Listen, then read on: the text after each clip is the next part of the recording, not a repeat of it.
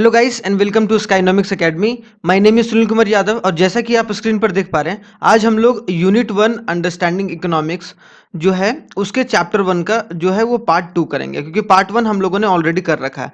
तो जिन्होंने पार्ट 1 नहीं देखा वो जाकर देख सकते हैं, क्योंकि ये 11th इकोनॉमिक्स आईएससी बोर्ड के लिए बहुत इंपॉर्टेंट है। ठीक है, और मैं इसी तरीके से सारा कवर करूंगा और अक्टूबर तक पूरा कंप्लीट कर दूंगा। ठीक है, अगर आप लोगों को अगर मान लीजिए कि चाहिए कि भाई पीडीएफ जिस तरीके से सर आप पढ़ा रहे हैं वही पीपीटी के थ्रू पीडीएफ चाहिए, तो आप लोग हमारे व्हाट्सएप नंबर पर जा सकते हैं, वहां पर आप लोगों को पीडीएफ मिल जाएगा। ठीक है, तो हमने फर्स्ट पार्ट में डेफिनेशन ऑफ इकोनॉमिक्स के वेल्थ और वेलफेयर ओरिएंटेड के बारे में बात करी थी।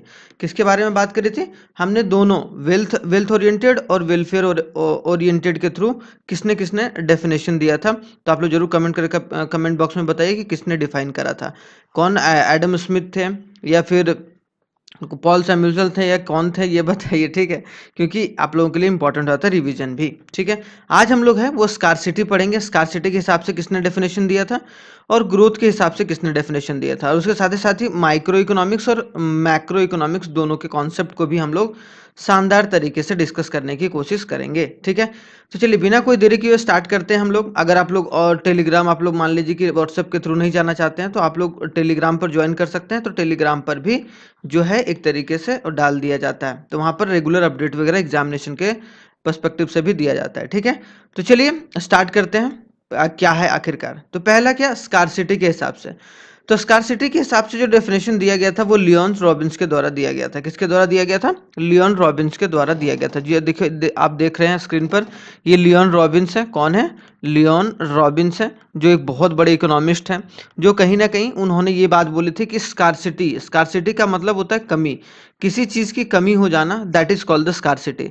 तो according to Robbins, economics is a science which study the human behaviour as the relation between the end scarce means and have alternative uses. मतलब बोला जा रहा है इकोनॉमिक्स उस चीज के स्टडी को हम लोग बोलते हैं जहां पर हम लोग स्कार्सिटी को पढ़ते हैं कि चीजों की कमी कैसे है, स्कार्स, और उसका एंड यूज क्या है, और आखिरकार उसका ऑल्टरनेटिव यूज क्या है। तो तीन चीज याद रखना। ठीक है, ऑल्टरनेटिव यूज का मतलब उसके अलावा हम लोग कहाँ इस्तेमाल कर सकते हैं, आखिरकार कब खत्म होगा, और किस चीज़ की कमी है। अगर कोई भी अगर इकोनॉमिक्स सब्जेक्ट के थ्रू ये पता लगा लेता है या फिर डेटा के थ्रू ये पता लगा लेता है कि हमारी इकोनॉमी में किस चीज़ की कमी है, जैसे मान लो कि आप एग्जाम की तैयारी कर रहे हो, तो आपको ये पता चल जाए कि भाई मेरे में कमी क्या है।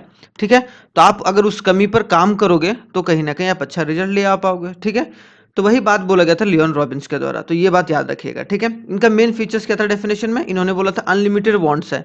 अब जब अनलिमिटेड वांट्स होगा तो स्कार्स मीन्स निकल के आएगा ही, मतलब लोग लोग जो हैं वो एक तरीके से लालची हैं, और एक मतलब अपने लालच की वजह से उनका जो वांट्स है वो बढ़ता जाता है। अब वांट्स जब आता है तब डिज़ायर भी आता है भाई, तो डिज़ायर आएगा तो भाई लोग थक नहीं रहे हैं, और कहीं ना कहीं अनलिमिटेड वांट्स है, जिसके वजह से ही स्कार्सिटी आ रही है। नहीं तो हमारे देश में या फिर ऑल ओवर द वर्ल्ड में इतना रिसोर्स है कि उसकी कभी कमी नहीं हो सकती अगर ज़रूरत के हिसाब से काम किया जाए। ठीक है, क्लियर। अब तो दूसरा क्या बोला गया इनके फीचर्स में, गुण क्या है भाई इनके डेफिनेशन का? स्कार्स मीन्स के बारे में बात करी है।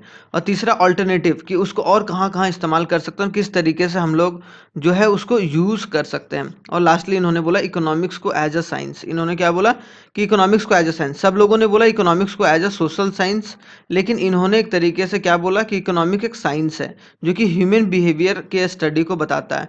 बाद में बहुत सारे लोगों ने इसको क्रिटिसाइज भी करा कि भाई इकोनॉमिक्स साइंस नहीं होता, क्योंकि साइंस जो होता है वो प्योर फैक्ट पर बेस्ड रहता है, लेकिन जो हमारा इकोनॉमिक्स है वो प्योर फैक्ट पर बेस्ड नहीं होता है। हम लोग कभी कभी अंदाजा भी लगाते हैं कि ये होगा ये नहीं होगा, है कि नहीं? इसी वजह से बहुत सारे लोगों ने इनको क्रिटिसाइज भी करा था।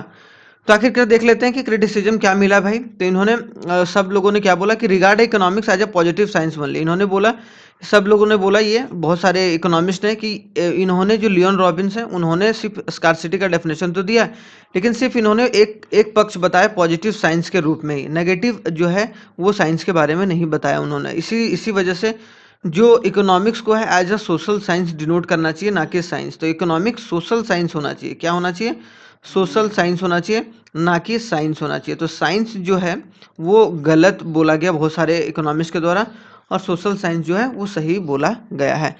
इसीलिए देखोगे कि आप लोगों के सोशल साइंस के सब्जेक्ट में, अगर आप टेंथ में अगर आप लोगों ने सीबीएसई में दिया होगा, तो वहाँ सोशल साइंस के सब्जेक्ट में, एसएसटी के सब्जेक्ट में आप लोगों का इकोनॉमिक्स देखने को मिलता है।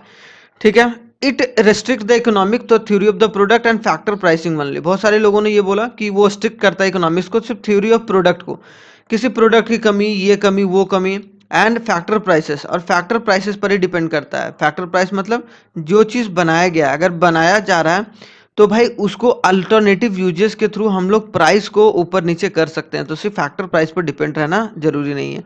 स्टैटिक डेफिनेशन दिया गया इनके इकोनॉमिक्स में, मतलब इकोनॉमिक्स के मामले में, क्योंकि डायनेमिक होना चाहिए, क्योंकि इकोनॉमिक्स एक डायनेमिक सब्जेक्ट है, ये एक तरह का सब्जेक्ट नहीं है। एक तरीके से बोला जाए ये सारी चीज़ में ये पॉलिटिकल भी इम्पैक्ट कर सकता है, ठीक है, ये पॉलिटिकल कंडीशन भी इम्पैक्ट कर सकता है, ये ज्योग्राफिकल कंडीशन भी इम्पैक्ट कर सकता है। अगर इकोनॉमिक्स ठीक या नहीं ठीक रहता है तब भी इम्पैक्ट करेगा, नहीं रहेगा तब भी इम्पैक्ट करेगा, ठीक है। इकोनॉमिक प्रॉब्लम में not always arisen due to the scarcity. अब बहुत सारे लोगों ने बोला कि इकोनॉमिक प्रॉब्लम सिर्फ स्कार्सिटी की वजह से नहीं आता, तो ये भी एक तरीके से क्रिटिसिज्म झेलना पड़ा किनको, लियोन रॉबिन्स के द्वारा। क्लियर।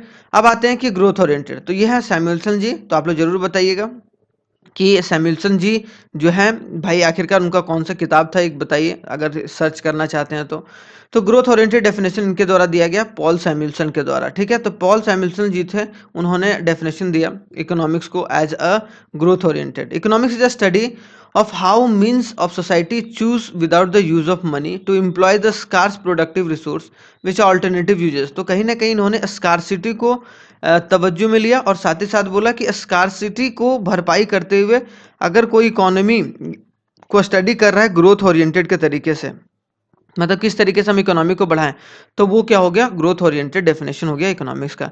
इन्होंने यही बोला कंजम्पशन पर फोकस करना है, मतलब क्या कि तीन चीज़ों पर फोकस करना है, कंजम्पशन पर, कंजम्पशन फ्यूचर में क्या क्या यूजेस होने वाले हैं, and to analyse the cost and benefit of improving the pattern of resource allocation, और रिसोर्स को कैसे एलोकेट किया जाए, मतलब अगर आप रिसोर्स को एलोकेट सही तरीके से कर दोगे तो स्कार्सिटी नहीं होगा, तो अपने आप ही आप ग्रोथ ओरिएंटेड की तरफ से चले जाओगे, ठीक है, समझ गए। अब मेन फीचर्स क्या था, इन्होंने ज़्यादा जोर डाला था इकोनॉमिक प्रॉब्लम पर कि इकोनॉमिक प्रॉब्लम ढूंढिए, हाउ टू यूज़, ठीक है, what to produce, how to produce and when to produce, ठीक है, या फॉर हुम टू प्रोड्यूस, एक ये वाला, for whom to produce, what to produce and how to produce, ठीक है। तो एक तरीके से इन्होंने बोला था कि ये तीन जो इकोनॉमिक प्रॉब्लम है उसको अगर कोई इकोनॉमी ढूंढ लेता है या इसको स्टडी करता है तो वो उसको ग्रोथ मिल सकता है उसके इकोनॉमी को। क्लियर, तो ये बात समझ में आना चाहिए। लॉन्ग टर्म पर्सपेक्टिव इन्होंने देखा, कभी भी इकोनॉमी को शॉर्ट टर्म पर्सपेक्टिव से नहीं देखना चाहिए, हमेशा लॉन्ग टर्म पर्सपेक्टिव से देखना चाहिए था। इन्होंने डायनेमिक अप्रोच रखा था, लेकिन वो जो लियोन रॉबिन्स थे उन्होंने स्टैटिक अप्रोच रखा था।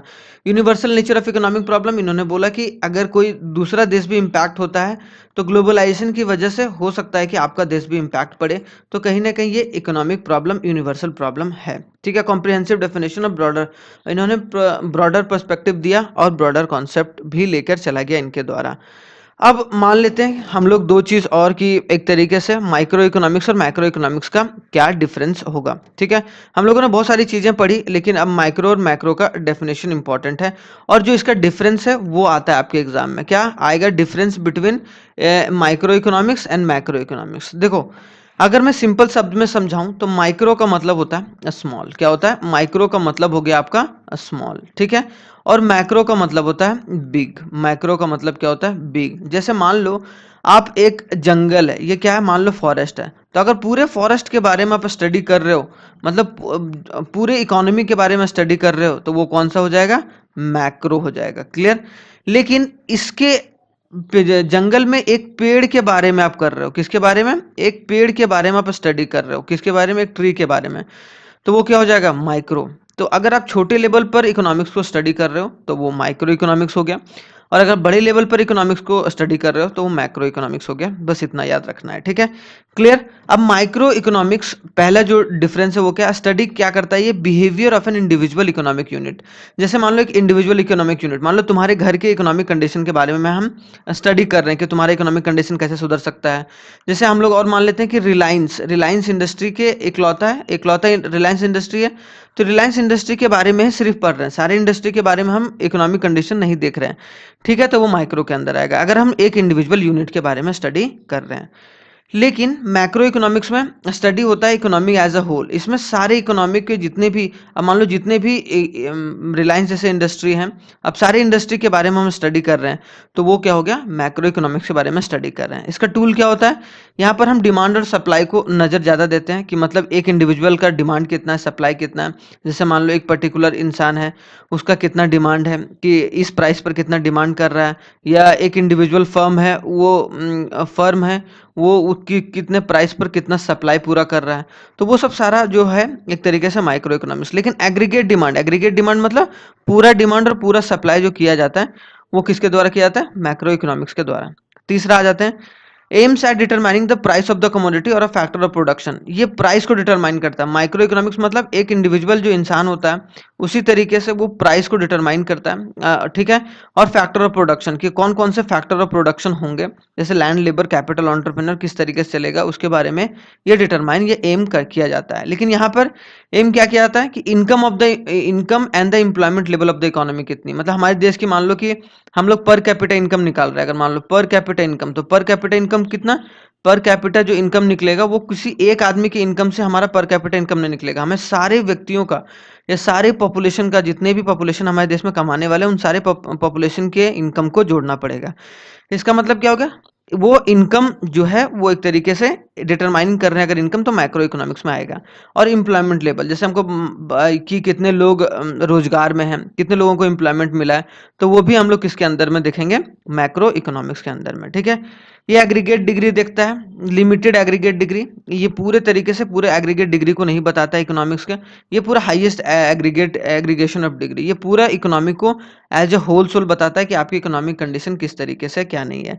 इसका एग्जांपल देखा जाए तो इंडिविजुअल आउटपुट, इंडिविजुअल इनकम, जैसे मान लो कि एक राम है, राम का इनकम 50,000 रुपया है, तो हम 50,000 रुपया बात कर रहे हैं कि एक राम का इनकम है, तो इसका मतलब इंडिविजुअल इनकम के बारे में बात कर रहे हैं, मतलब माइक्रो इकोनॉमिक्स की बात कर रहे हैं। लेकिन अगर हम लोग बोलें पूरे देश का इनकम कितना है, देश का इनकम या देश का आउटपुट कितना है, तो देश पूरा कितना सामान बना रहा है, या देश कितना टोटल इनकम जनरेट कर रहा है, ठीक है, जीडीपी क्या है हमारे देश का, ग्रॉस डोमेस्टिक प्रोडक्ट, तो हम लोग क्या बोलेंगे, वो मैक्रो इकोनॉमिक्स के अंदर आ जाएगा। तो आई होप सो माइक्रो और मैक्रो इकोनॉमिक्स का डेफिनेशन या फिर बोला जाए डिफरेंस आप लोगों का क्लियर होगा। तो आई होप सो आप लोगों का फर्स्ट चैप्टर जो होगा वो क्लियर होगा एक तरीके से इकोनॉमिक्स का देखा जाए, ठीक है। अब हम लोग इसी तरीके से सेकंड चैप्टर को देखेंगे, उसी तरीके से आगे बढ़ते जाएंगे, ताकि आप लोगों का धीरे धीरे सारा जो है कंप्लीट हो जाए।